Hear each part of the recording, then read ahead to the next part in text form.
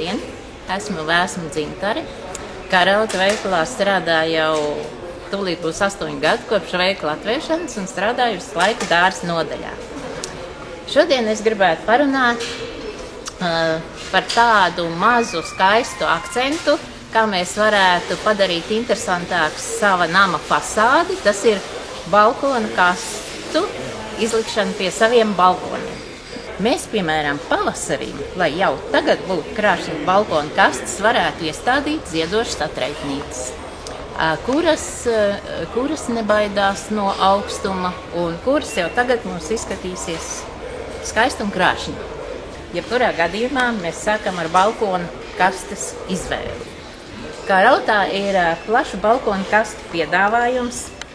Ir vienkāršas balkona kastes bez palikņiem, bet kuriem arī var pielikt palikņus klāt. Ir balkona kastes, tā saucamās tagad jaunās paudzes, kas ir ar ūdens dozātoru. Tas ir tā, kā balkonu kaste ir kopā ar palikni, un šeit ir vietiņa, kur ieliet ūdeni. Ja? Un tātad balkona kastē jau ir izveidoti caurumi, un augs pats uz to ūdeni ņem tik, cik viņām vajag. Ja?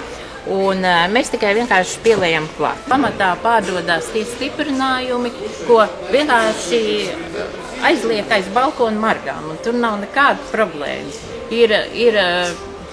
Es parādīšu vēlāk, ir tādi stiprinājumi, kas ir pārdodās pa vienām, ko var izvēlēties. Varbūt ir liela balkona kaste vienā galā, otrā galā un arī pa vidu, lai tā drošāk ir.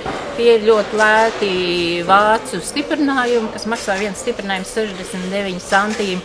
Un tie ir tādi mūsu vairākus gadus paši populārākie stiprinājumi. Un tad ir stiprinājuma komplekti, kas ir tādi pamatīgāki un stiprāki, un tos parasti liek divus. Viņi arī vāc stiprinājumi, viņi pārdodās kopā jau komplektā, un tad viņus liek vienā kastes galā, otrā kastes galā, un arī to pēc kastes izmēru viņus var pārbīdīt. Tāda pamatīga un arī dažādās krāsās, tā kā mēs varam piemērot savai kastes krāsai. Kastes krāsas mums arī baltas, gaižbrūnas, tumšbrūnas, zaļas. Nav klāt kastei ne paliknis, vienkārši kaste.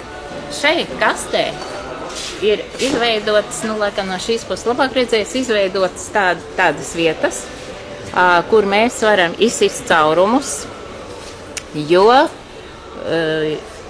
lai noticētu liekais ūdens. Lai tas ūdens līd cauri. Parasti jau mums izžūst uz balkona silts.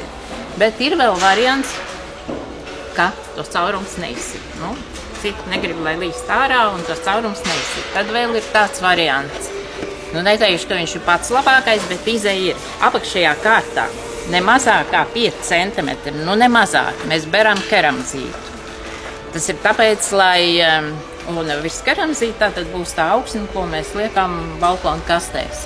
Tas ir tāpēc, lai neveidotos tas saucamais purvs. Keramzītes novada lieko ūdeni, un saknēm tā augsnīte jau ir normālā mitrumā. Augsni runājot, nevajadzētu paskatīties tā virspuse, izkaltus, mums atkal jālēja. Ja? Tā virspuse parasti izkaltīs pat virspuse, tāpēc, ka saule un vējš izkaltīs. Bet paskatieties, ir 1 centimetru dziļumā. Ja augsne vēl ir mitra, tad nevajag uzreiz liet. Tālāk mēs beram augsni. Augsnes piedāvājums mums ir ļoti, ļoti liels. Visas augsnes substrāti mums ir kopā ar mēslojumu. Tas nozīmē, ka apmēram 2-3 nedēļas augam pietiek mēslojums. Bet arī ātrāk mēslot noteikti nevajadzētu, lai augs ieaugās, lai nostiprinās sakņu sistēma, jo vienalga, kamēr nebūs nostiprinājusies sakņu sistēma, augs mēslojumu neuzņems. Ja mēs redzam, ka augs nevar saņemties, kā mēs sakām, tad mēs dodam slāpekļu mēslojumu. Slāpekļu mēslojumu mums ir kalcija amonijas salpetrs, mums ir urīnviela. Tomēr jau it kā tas vairāk arī dārzeņiem ir un tā, bet, nu, slāpekļu mēslojums kā tāds. Bet viss vienkāršāk ir paņemt. Te ir mazākais iepakums kilograms, lielākais 2 kilogrami, un iznāk, nu, nebārsbīlieši visai vasarai, jo viena ēdam karotus 10 litriem ir tikai vajadzīgi, ja? Un šis slāpekļu mēslojums tātad dos to, ka palielināsies visa tā zaļā masa, radīsies pumpuri, zieds sāks bagātīgi ziedēt. Mēs dodam kādu puķu mēslojumu, tas varētu būt šis mēslojums, starp citu dabīgais mēslojums, guāno, kas ir bagātīgai ziedēšanai. Pēc tam 3 nedēļām, kad it kā viņi būtu izlietojuši to mēslojumu, kas atrodas substrātā. Šeit arī ļoti mazvaigu uz 4 litriem puskorķīši. Ja? Tātad tas ir pilns kompleksais mēslojums. Jāmēslo noteikti, jo tur tai kastē tie augi ātri vien tās barības vielas izlietot. Tātad bez mēslošanas tikai ar laistīšanu nepietiks, lai skaisti ziedētu un bagātīgi. Un tālāk tad mēs varētu pāriet pie stādāmiem materiāliem.